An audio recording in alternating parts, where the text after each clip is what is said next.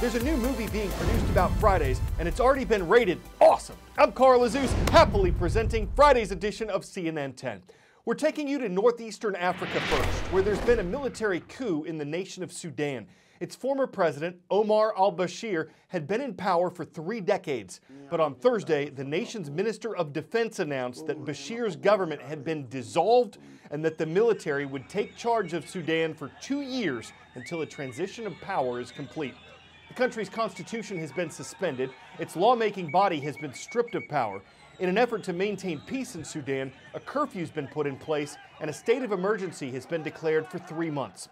Reporters in Sudan say former President Bashir is alive and under house arrest, and dozens of other government officials have also been arrested. Protests in the African country have been going on for months.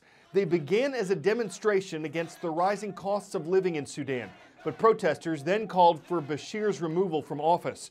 There were massive rallies and sit-ins at military installations, and with armed groups getting involved in recent days, violence flared up. A Sudanese medical group says 22 people, including 5 soldiers, have been killed in protests over the past week. Reports from social media and other witnesses indicated that celebrations were happening as the news spread of Bashir's removal.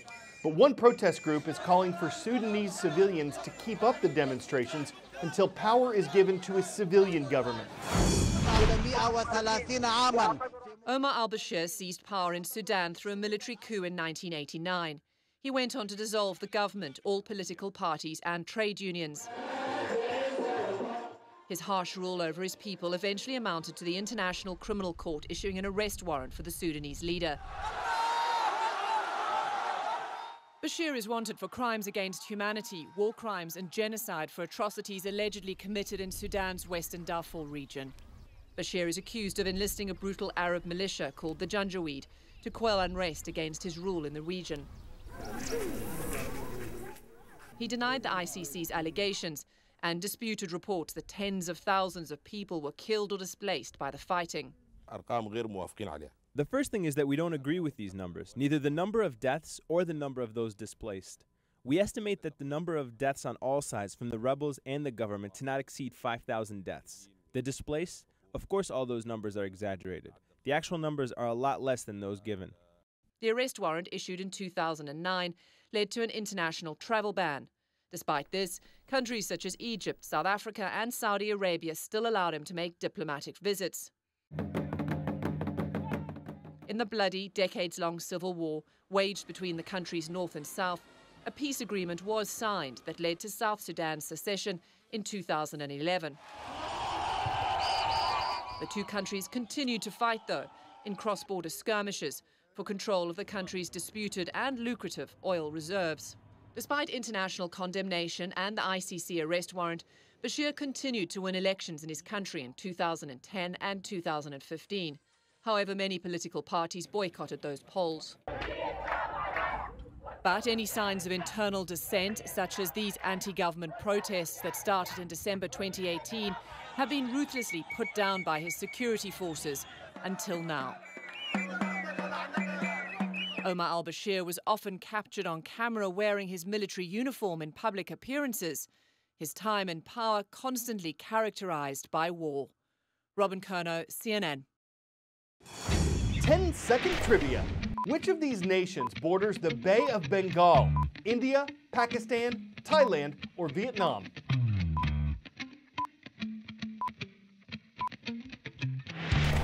Bengal used to be a province of India, and the Bay of Bengal is on the country's east coast.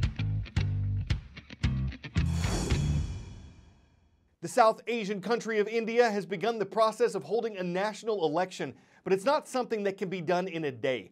Even though India is about 1/3 the size of the United States, its population is almost 4 times bigger, and the results of that election that started on Thursday aren't expected until late May. To keep elections fair and safe, polling is done in 7 phases around different regions of India, so not every part of the country votes at once.